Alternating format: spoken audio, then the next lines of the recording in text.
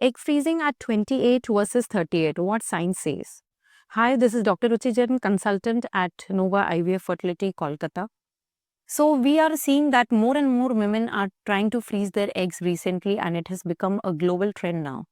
Some are focused on their career, some are waiting for the right partner, and some just want to delay their motherhood for other personal reasons, and they want to still preserve their reproductive options through egg freezing.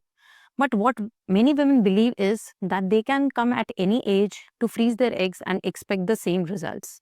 So, is this scientifically true? The answer lies what I say ahead.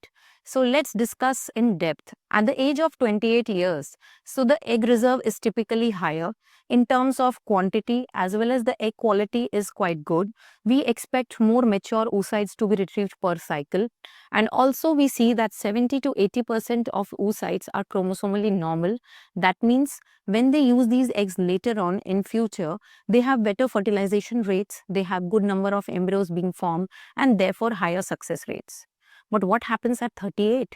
The Because of advanced age, the ovarian reserve declines. It is not only a decrease in the quantity, but the egg quality also declines.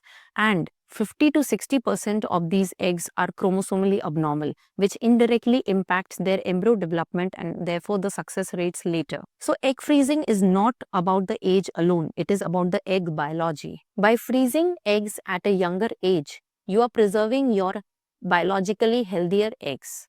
So, the counseling about the age and time of egg freezing is very important. So, scientifically, what changes? The egg freezing technology vitrification, that is the same for any age. But what changes is the biological competence of the egg at these ages.